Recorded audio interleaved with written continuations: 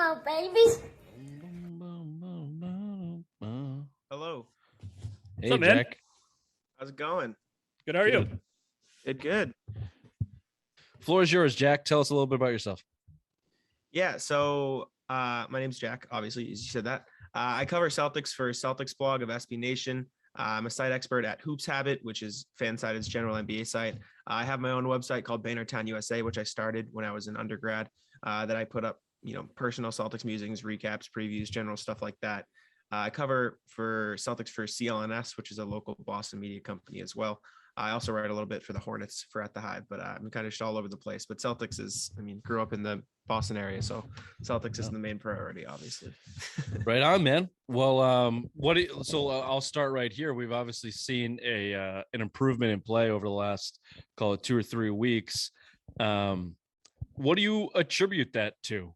What do you think sparked the team to start playing better? Because that's the biggest thing I take away. The eye test, you look at them and they're moving the ball, which has been the biggest problem for them for the last couple of years. It getting stuck in the offensive possession, and clearly they have made it a habit to play better on the offensive side of the ball. So, and obviously their defense is just locked in. I mean, they're one of the, if not the best, one of the best rated defenses in the league now. So, what do you attribute that to? Yeah, you look at the timeline, it lines up right with Marcus Smart coming back. I'm not going to say like, oh, he's the savior of the Celtics, whatever. I'm a big Marcus Smart guy, but like, I'm also not, saying Marcus Smart is the savior of the team. But having a locked in point guard, which he has been for the Celtics this season, helps. And you could say, oh, he's not a point guard, whatever. He doesn't average this X many assists a game, but it's less about assists and more about, like you said, moving the ball. And there's no really denying they've been moving the ball a lot better since he's come back. And I think for the Jays, having that guy that can kind of tell them, and a guy that they, in the end, probably do respect a lot because they played with him for so long, say, okay, let's move the ball this way, get the ball into my hands. I'm going to get you your shots, right? And kind of just controlling that sort of pace. And then, like you said, the defense alone, right? Like Marcus Smart's playing it at a high defensive level, tandem of Robert Williams and Al Horford. Rob's been insane. Even the Jays, they're elite on the defensive side of the ball too. So you combine all that together, and now they're 11-4 in their last 15 games. They've won 6 in a row. 8-2 in their last 10. It's clicking, and it starts on the defensive side of the ball. And even like you saw, games where they struggle to shoot the ball, I don't think they shot well. It was the Magic game. Maybe they shoot poorly from 3, but it doesn't matter because they're holding teams to below 100 points. So if they can focus on the defensive end and keep that ball moving, then I don't see any reason for this to slow down. I'll stop you right there. Let me stop you. Marcus Smart is playing smart basketball. That's what the whole turnaround I is. see what you did there. That's what he's not playing. He's not playing hero basketball. He's not trying to be like Allen Iverson, like we've been preaching before. Like, this guy needs to stop. He's actually playing smart basketball. He realizes he's a defensive threat. He plays that role very well. He's doing really well assisting the ball. He's not taking these ridiculous 3-point shots anymore. Marcus Smart is playing smart basketball. And the thing about that, I'll say, not to cut you off again, for his entire career in Boston, Smart's had a point guard in front of him, right? He had IT, he had Kyrie, he had Kemba, and then even this year, like, Dennis Schroeder was taking the ball out of his hands a lot, right? And love or hate Dennis Schroeder, I'll tell you right now, I didn't like him. He's taking the ball out of Smart's hand, and so once you put the ball into Smart's hand and have a coach say, okay, Smart, you are the primary ball handler on this team, you see what he can do. And like you said, it's smart basketball, no pun intended, or maybe pun intended, but no, it's a good point. When he came back, it's certainly when they picked it up, and he is having a good year. He's doing what we've been asking him to do for 4 seasons, which is find his role, fit into it, and play that. Although the last game he shot 14 threes, they went in, but he shot 14. Hey, if they're going in, I guess you can't stop him. Yeah, you can't knock him for that. They also started 28-2 in the game, so I guess you give a little leeway.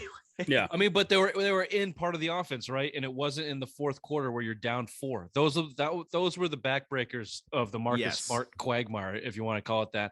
And I think that's the bigger sense of this whole team.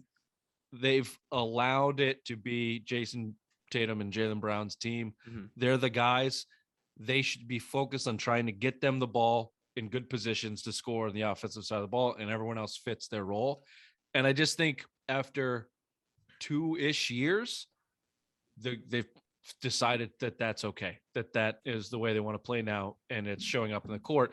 I still got to see it against better competition. Yeah. I still got to see Jason Tatum in a fourth quarter where they need him to hit big buckets, because he can rack them up with the best of them. But I still think his flaw in his game is in those last 5 minutes of Crunch tight time. games against good competition, I think that he can certainly elevate that part of his game. 100%. Yeah, and I mean, you look at the stats over the last however many games, it's Tatum and Brown averaging like 28 and 24, and then the rest of the team averaging 10 points, right? And if you have two guys like that, that's the style of basketball you want to play. Like you said, get them in the best spots to be successful and hope everything else falls into place. Yeah, and I think they're doing that.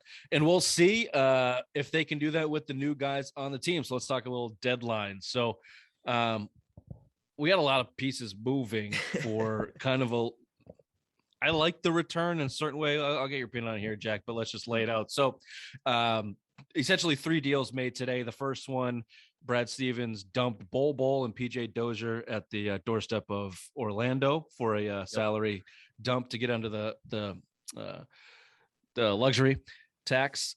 Next move was sending Josh Richardson out the door for Derrick White. In addition, they sent Romeo Langford in a first-round pick and a first-round swap for Derrick White from San Antonio. And they closed the day sending Dennis Schroeder, Ennis Freedom, Bruno Fernando, and whatever other piles of stuff they could find at the end of the bunch to bring back old Daniel Theis and his $9 million salary for the next couple of years. So your immediate reaction on the day, on the trade deadline day, Jack, do you like it? With the particulars, how did you feel about the day? Yeah, so I was on a stream with my buddy Sam. We host a podcast as well, and we kind of live streamed the deadline. And the Richardson deal came in, and that was obviously the first big one. PJ Dozier, Bol, that was a tax move, right? You did that to deduct luxury tax. It is what it is. Neither of those guys was probably ever going to play in Boston. That's fine. But Richardson was playing good basketball for the Celtics, shooting around 40% from 3. But I really like the deal. I love Derrick White. I'm a big Derrick White fan. I think he plays really good defense. I think he's a good secondary facilitator, but at the same time, there's a quote I saw, I think Jeff Goodman put it out, saying he's super unselfish, right? Like he doesn't need the ball in his hands. He might not be the best shooter, and that's kind of the main drawback I've seen a lot of people complain about on Twitter, is that he's not a shooter. But if you're holding teams to 90 a game, like I said, you don't really need elite 3-point shooters, and obviously that's an issue, and you want spacing. But outside of this season, where I think White's shooting around like 31.5 or something percent, he shot like 34, 35, 36 the rest of his career. So it's not like he's a bad 3-point shooter. He might be having a bad shooting year, but so are a lot of guys. So I really like Derrick White. Romeo Langford, I mean, wasn't really playing at that point. You had to cut ties with some of those young guys. And then the pick, the same people who are complaining about, the first round pick on Twitter are the same people who would complain when that guy doesn't get any minutes in the Celtics rotation when they pick him. So you're gonna look. I mean, that pick's gonna be outside the lottery. Especially if the Celtics keep playing this way, it should be a high pick. I didn't want him to move Richardson. I think that he was a really good piece off the bench. He was playing really well. He was having almost a career year, really. And again, he found his role, was okay with it, and played it well. And they've relied on him more times than not this year to get buckets when their starters were, not hitting their shots. So that was tough to see that, but I like White a lot. You talk about swapping. Let's just look at it. Swapping Dennis Schroeder for Derrick White. I think that's an upgrade and a win as huge. Your point guard coming off the bench. He's going to play.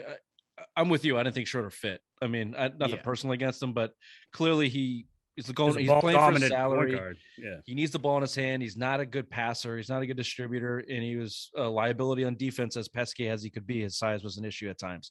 So Derrick White now, you got an off-brand Marcus Smart, or maybe as good as Marcus Smart in a lot of areas, to come off the bench and fill that role. I just think the moves today tighten things up. And as much as Daniel Theis is Daniel Theis, you didn't have a backup center. You were starting Time Lord and Horford, and Ennis Freedom was, that garbage.